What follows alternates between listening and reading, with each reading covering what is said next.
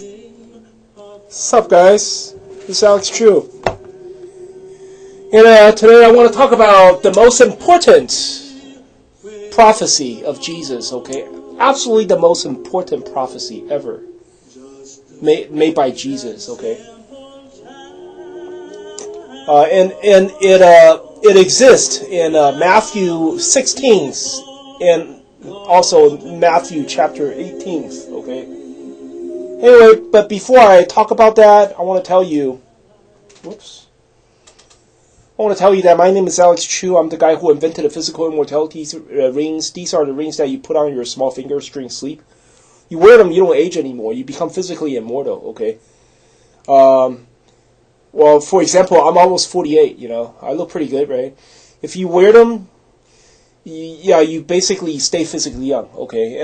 I have on my website, which is at the bottom of this video, it's livemuchlonger.com. I have lots of testimonials from Amazon customers, okay? Most of their reviews are like 4 stars or 5 stars. So if you're interested in staying physically young, okay, you go to livemuchlonger.com to buy one of these magnetic rings. Anyway, let's talk about Jesus' most important prophecy he ever made, okay? It exists in Matthew chapter 16 and chapter 18. See, you must understand, I believe Jesus was he was a con man. I believe that. For example, he raised the dead. He raises, his friend died and raised them. And he turned water into wine and healed the blind by, putting mud on his eyes and shit like that. Tell a crippled person to walk, and he got up and walked. To me, that's all bullshit. It's back in the days, people were stupid. And it's just a magic trick. But you know what? Despite all that, okay, despite all that bullshit, he pulled out. I still believe this guy is divine because he says something. He says something that has proven to me that he did receive the divine messages from God. Because if he's not divine, if God did not speak to him, if God did not command him to talk like that, he would not have said these things. Because these things came true today, you understand? I'm not talking about like simple predictions like, oh, you see this temple is going to fall. They're going to come and tear down this fucking temple. I'm not talking about stuff like that, okay? Because that, the temple thing, it was like prophesied in the Bible. I believe Isaiah prophesied it, or Jeremiah somebody prophesied that they're going to destroy the second temple. So you could imagine Jesus probably was borrowing the prophecies from one of these great prophets, right? Great ancient prophets, and Jesus just borrowed it, and then later on, when the temple has finally been torn down, and people said, "You see, Jesus was right. He was right. He was on the money. You see, all the stones was bulldozed. It was lay low. No, it's not that. That temple prophecy ain't shit. That temple prophecy ain't shit. Jesus made a very, very original prophecy. Extremely, extremely original. That is the key of the end time that nobody else has ever made.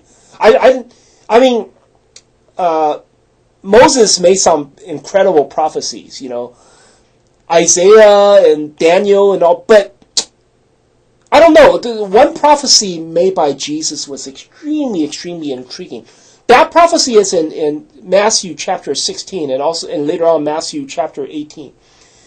In Matthew chapter 16, I don't have the book right in front of me, but I'm just going to tell you. He spoke to Peter, right? He said, "Peter, who do you think I am?" Peter said, "You're the Christ. You're the Son of God." And Jesus said, "Okay, you know what? Cool. Hey, from now on, your name is Peter, okay? You're the rock, and you are the foundation stone of my church. And I'm also going to give you 2 keys, okay? And with these keys, whatever you shut in heaven, it shall be shut on earth. Whatever you loose in heaven, it shall be also loose on earth." Right? And then later on in Matthew 18, he's talking to Peter again, okay? He's talking to a lot of disciples, there are a lot of people came to ask him questions, and he said a whole bunch of weird shit, But then later on, he spoke about that again. I think he was talking to Peter. It must be Peter, because in chapter 18, he said again, Matthew chapter 18, he said again, I'm telling you, whatever you shall shut in heaven, it shall also be shut on earth. Whatever you loose in heaven, it shall be loose on earth. He's talking to Peter again, because that's what he told Peter. He said, from this point on, your name is not Simon anymore. Your name is Peter. And, I'm going to give you 2 keys so you can shut heaven, shut earth, or loose heaven, loose earth. And in Matthew 18, he said that again. And then he says something extremely intriguing, okay?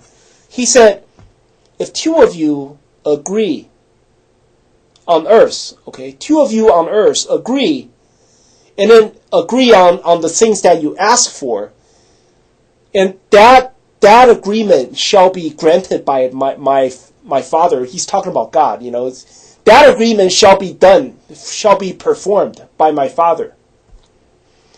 And then he said, if there's like 2 or 3 of you that come in my name, then I'm going to appear. I will be there too. That's the most intriguing prophecy ever made by Jesus. You know what it means? He said, from now on, your name is Peter. Your name is Peter, and you shall be the foundation stone of my church. And what happened to Peter? Peter, later on, he traveled to Rome, right? And then he was crucified upside down. And then he became known as Peter the Roman. He is also the first pope. He is the first pope. And right now, you look at Pope Francis. Pope Francis, based on Malachi's, St. Malachi's prophecy, Pope Francis will be the last pope, which is, and the last pope, his name is also Peter the Roman.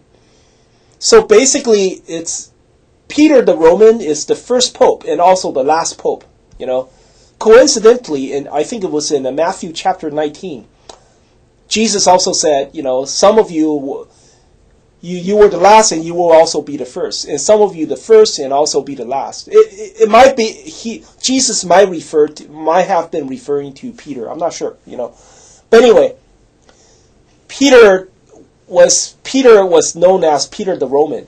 And St. Francis, Malachi said St. Francis is the last pope before the end time. Right at, I'm not sure it's before the end time, but anyway, St. Malachi said he's the last pope. St. Francis, and he is also Peter the Roman.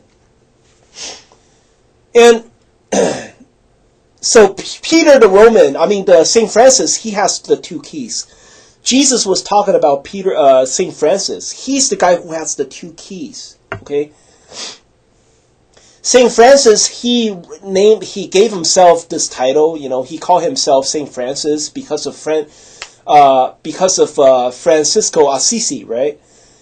And St. Francis is also the name of San Francisco, the city of San Francisco. San Francisco has the Golden Gate, and the Messiah has to come through the Golden Gate. Based on tradition, Messiah comes through the Golden Gate.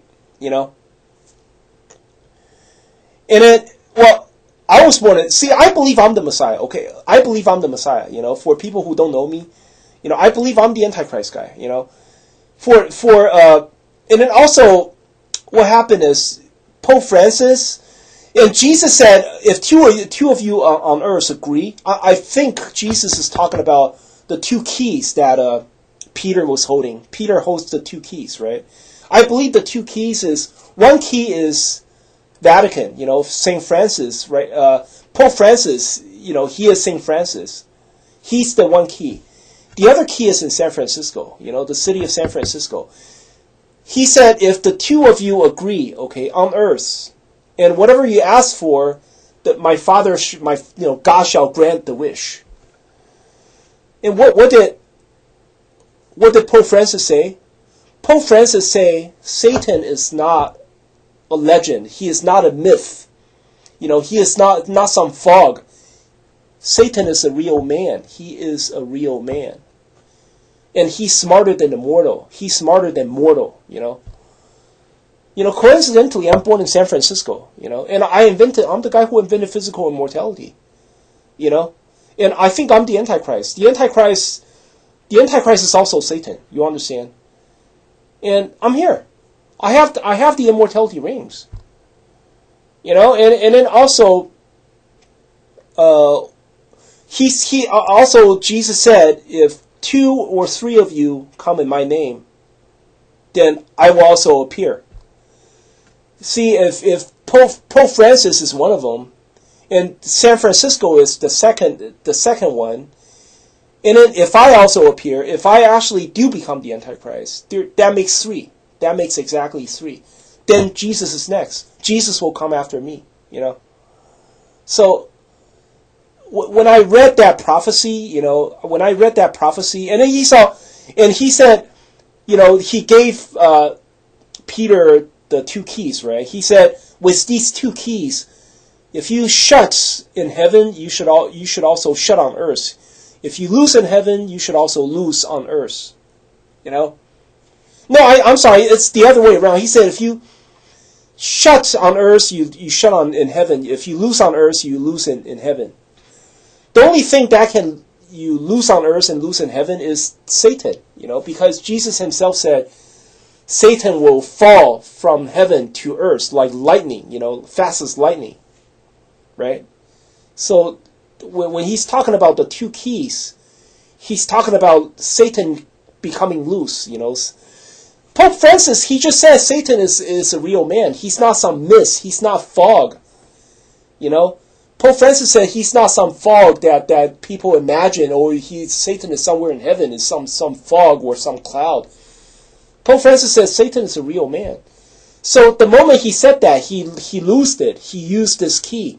He loosed it.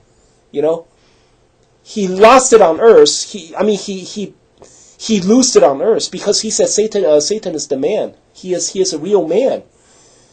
And therefore, Satan has fallen from heaven. The moment he said that, Satan has already fallen from heaven and is on earth. Right? And then coincidentally, I'm born in San Francisco, So if Pope Francis is one guy, San Francisco is the other guy, right? And if both of them agree, and whatever they ask for, see, Pope Francis just say Satan is a man, and he asked for it. No other pope has ever said stuff like that. He's the only guy who said Satan is a man. He asked for it. And then, coincidentally, I'm born in San Francisco, right? Once St. Francis says Satan is a man, the other San Francisco has proven that Satan, I am a man. And this wish shall be granted by God. So now I'm waiting for that 70 times 7 curse to be fulfilled. Jesus also said, you have to forgive the sinners 70 times 7. When he says 70 times 7, he's talking about Daniel's 70 week. 70 week is 70 times 7. With Daniel chapter 9, the 70 weeks prophecy is talking about, 70 weeks is decreed for your holy people, the holy city, to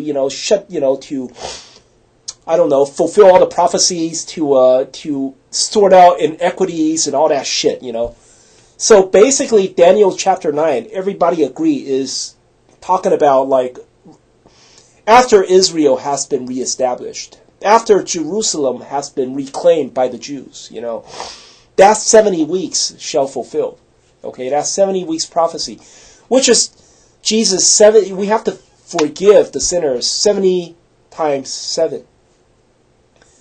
I believe 70 is the 70th anniversary of establishment of Israel, which is 2017. In 2017, people were talking about their solar eclipse, and then 7 years later, there's going to be an X right in the middle of the United States. That is the time. See, the 70th anniversary, and then that solar eclipse rumor. That's the time. And then 7 years later is the other strike, which forms the X. That is the 70 times 7. So, 70 times 7, that curse will end in 2024. That's when, people will stop forgiving. That's the time Satan comes out. Then all the sinners, they're going to be punished, That's the time everything is going to change. That's the time God told me, that we have to reestablish Nazi exactly in that year. We have to reestablish a Nazi party exactly in that year, in 2024. That's when Jesus cursed, he said, we have to forgive until 70 times 7. That's when Jesus' curse ends, And that is when we Nazis can finally be set free again. Then we can do our unfinished business. We have unfinished business to accomplish, See, we Nazis sent the Jews back home, okay? We're the ones who sent the Jews back to the Holy Land, Therefore, we are also to accomplish all of the messianic prophecies, We accomplished one messianic prophecy, which we did. We're the ones who successfully sent all the Jews back home. Then all the messianic prophecies shall also be fulfilled by the Nazis. Okay? Anyway, just want you to know, that's the most important prediction of Jesus. That's the reason why I know Jesus was divine. He was divine. Although all that other shit is hoax, this one, what he said to me, I'm sure he was divine. I'll talk to you later.